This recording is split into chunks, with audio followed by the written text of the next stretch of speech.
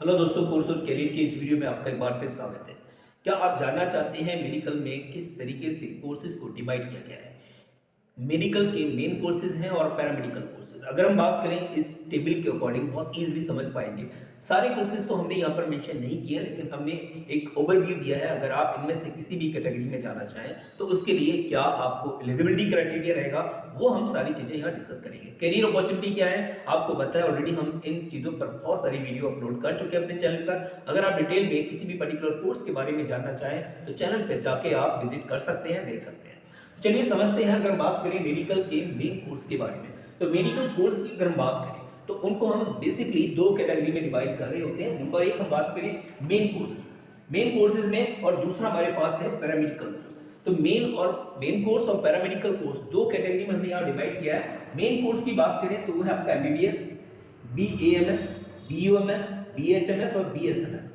ये हमारे पास चार मेन कोर्स है जिसके लिए नीट रिक्वायर्ड है। याद रखिएगा, जिसके लिए नीट रिक्वायर्ड है। बिना नीट के आप इन कोर्सेज को नहीं कर सकते। अगर कोई कैंडिडेट, कोई ऐसा पर्सन जो कहता है कि इन कोर्सेज को करने के लिए नीट की रिक्वायरमेंट नहीं है या शॉर्टकट तरीके से आपको कोई करा देगा, तो आप उसकी बात पे बिल्कुल भी ट्रस्ट ना करें। आप ये मान के चलें इन कोर्सेज के लिए नीट मैंडेटरी है, विदाउट नीट के एडमिशन नहीं हो सकता। अब आप अपने एक और कोर्स है यहाँ पर बीएनवाईएस।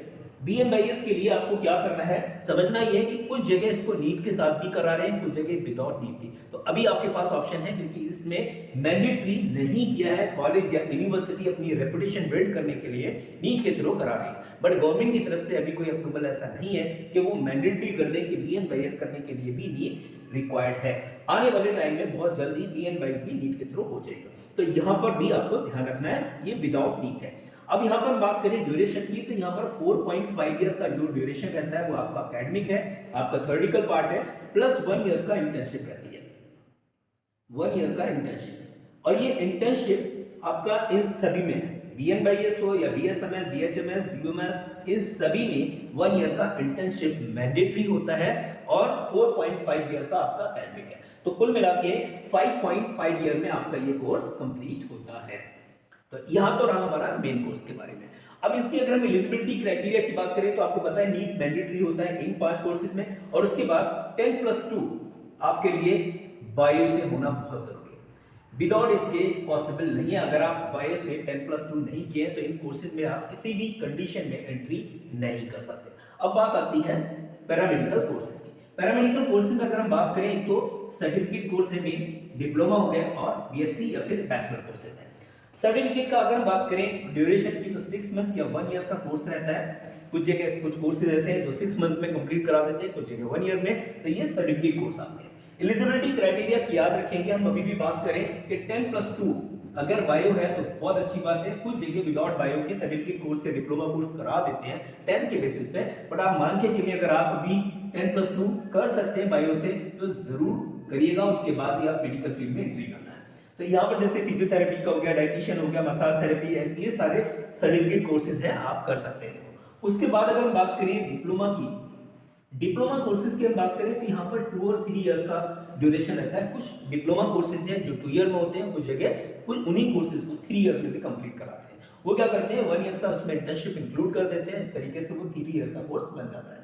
जैसे अगर हम बात करें यहाँ पर कुछ कोर्सेज हैं, डीएमएलटी हो गया, डीपीटी है आपका diploma in physiotherapy, D optom diploma in optometry, और आपका DOT diploma in operation theatre, और डी फार्मा। ये मेन कोर्सेज हैं। इनके अलावा भी बहुत सारे पैरामेडिकल कोर्सेज हैं डिप्लोमा के जो आप करके अपना कैरियर बना सकते हैं। इसमें भी एलिजिबिलिटी क्राइटेरिया की याद रखेंगे, 10+2 बायो ही रिक्वायर्ड होगा, बायो जरूर आपको होना चाहिए।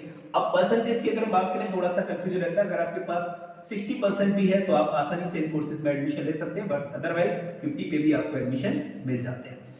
यहाँ पर हम बात करें बीएससी या फिर बैचलर कोर्सेज की, तो ड्यूरेशन यहाँ पर याद रखेंगे, कुछ कोर्सेज यहाँ पर 3 ईयर के हैं, कुछ 4 ईयर में भी होते हैं। तो 3 से 4 ईयर का ड्यूरेशन रहता है।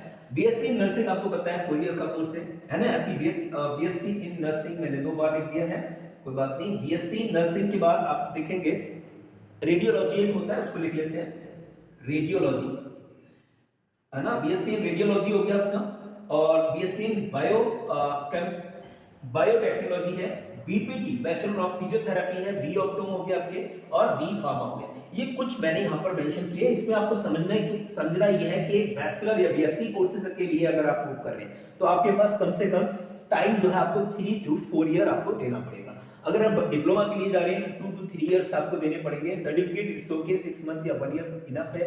और यहाँ पर जब हम मेन कोर्स की बात कर रहे होते हैं तो एमबीबीएस ये सब आपके 4.5 इयर्स प्लस 1 ईयर का इंटर्नशिप रहता है। ये आपको समझना पड़ेगा। ये सब बेसिक चीजें हैं। मुझे नहीं लगता है कि इसके अलावा और कोई चीज आपको यहाँ पर मिस कर रही है। फिर भी आपकी कोई कमेंट हो तो आप हमें कमेंट जरूर करिएगा।